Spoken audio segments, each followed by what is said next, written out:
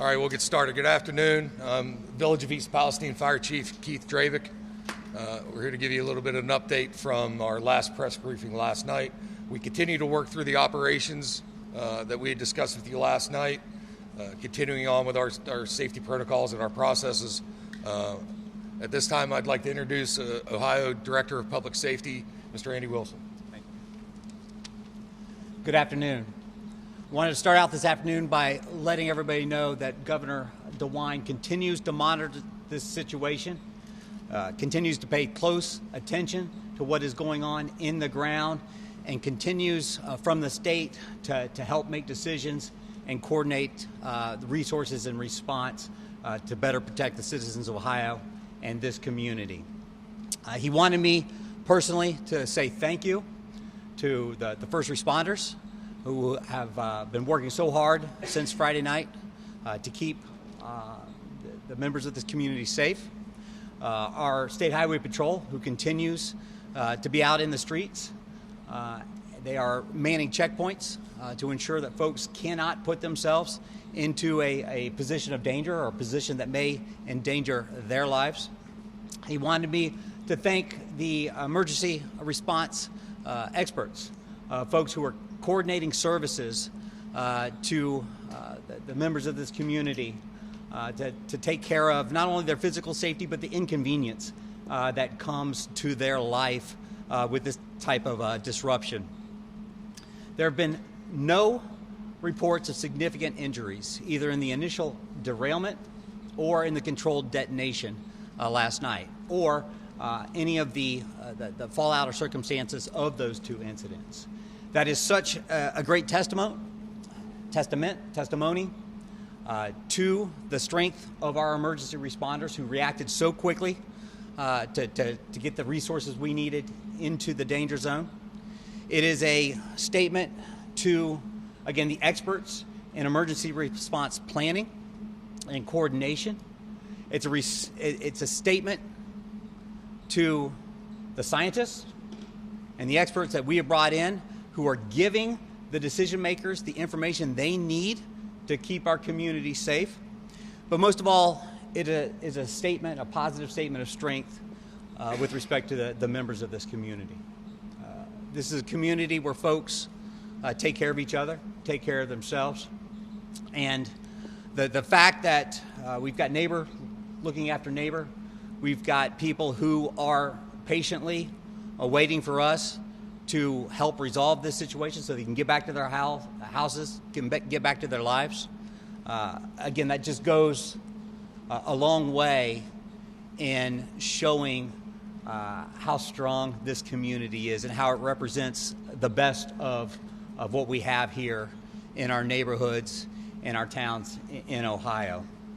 The state EMA went to a partial activation. That's our emergency management agency. They went to a partial activation yesterday afternoon just so we could more closely monitor and react to any issues associated with the controlled detonation.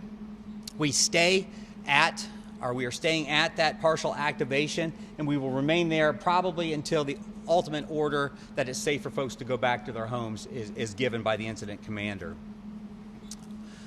We are also operating in Columbus as part of our partial activation, a joint information center. And again, if you folks have questions, need assistance, I encourage you to contact the state EMA, and our joint information center will take care of you. Like I said, we have 30 troopers from the State Highway Patrol, really they've been absolutely magnificent. They surged in here the other night to assist local law enforcement in dealing with some traffic control issues, dealing with community notification. And our young troopers they've just been great to watch. We had the opportunity to go out on the streets with them when they were doing some of the door knocking, trying to get people out.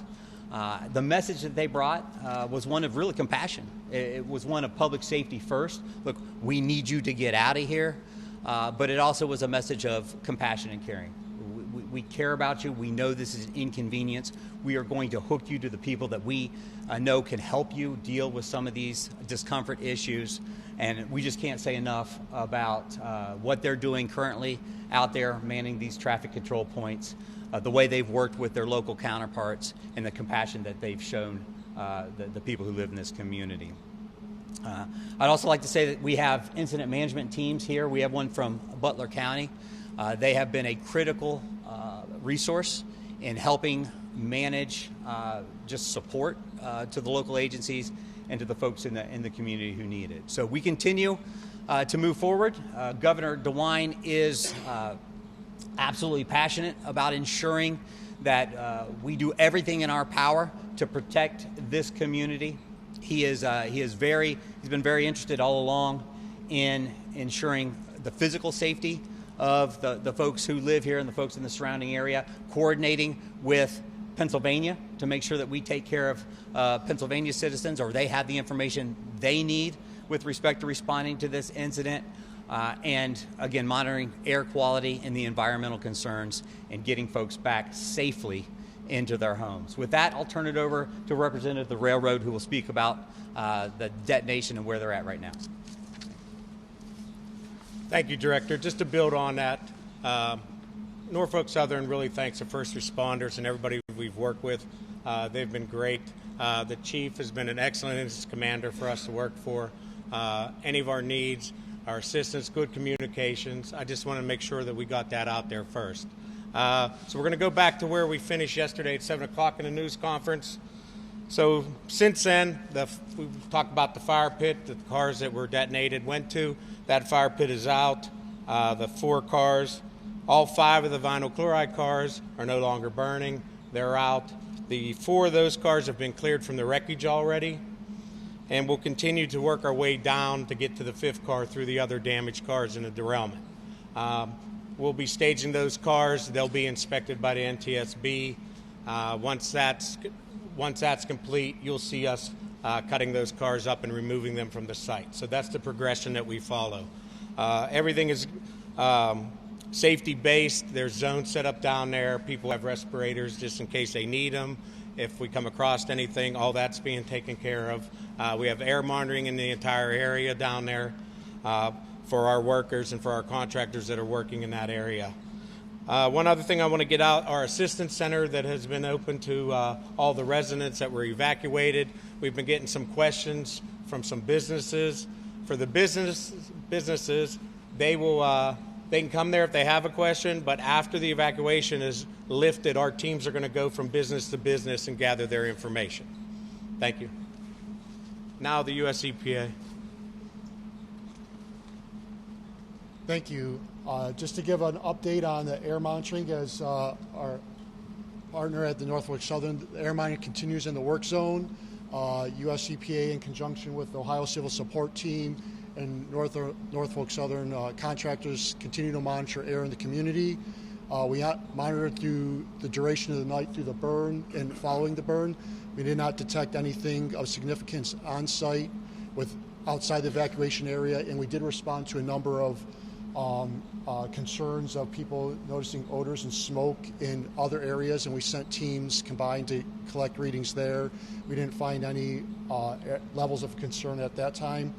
Now that the controlled fire and the venting is done, we're increasing our air monitoring within the 1 mile evacuation zone to get data for what the situation is now. Ultimately, hopefully in the near future to lift that evacuation, get people back in the homes. But air monitoring continues until we can verify that the area is safe, and it's going to stay safe to allow people to return.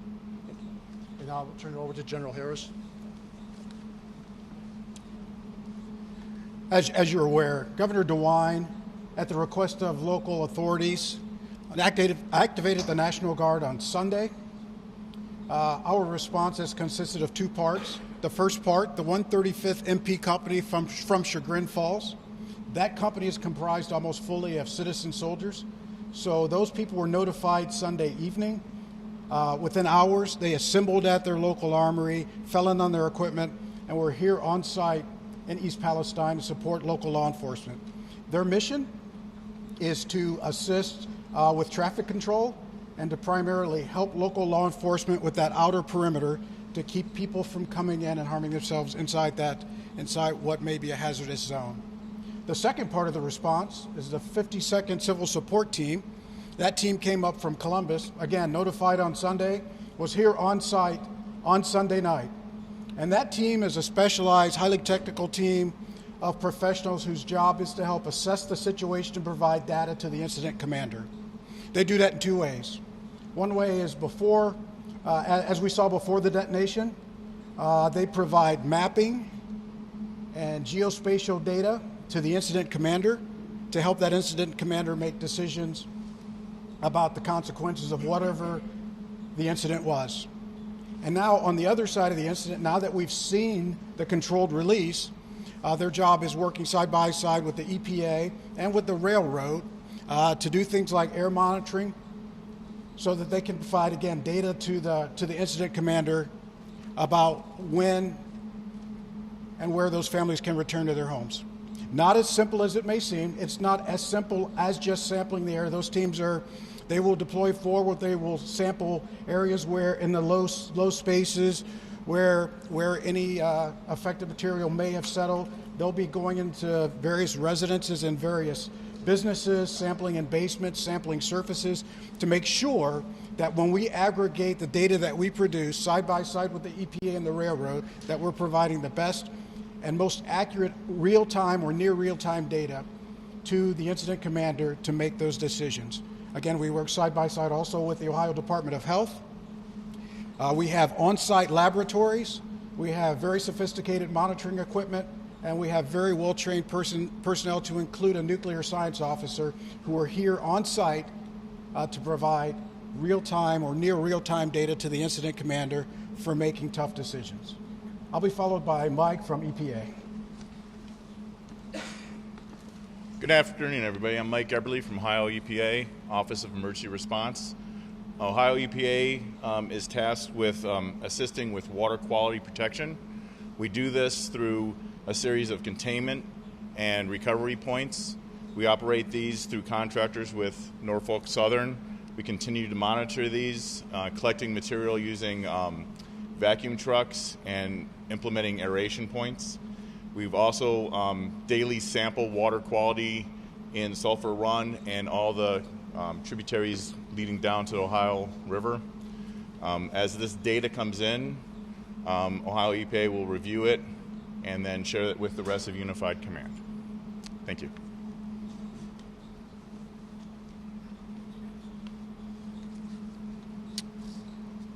In closing, crews are continuing to monitor this situation at the controlled release site and surrounding affected areas. We continue to receive that real-time data, air and water samples, which are currently being analyzed. I'd like to thank the community and the residents for your continued patience and understanding and cooperation throughout this process, as we maintain everyone's safety at our highest priority. Once the Ohio Department of Health, United States Environmental Protection Agency, in conjunction with the East Palestine Fire Department and Norfolk Southern Railroad, have determined that this is safe for East Palestine residents to return to their homes, and quite frankly, once I feel it's safe for my family to return, we will lift that evacuation order and start returning people home.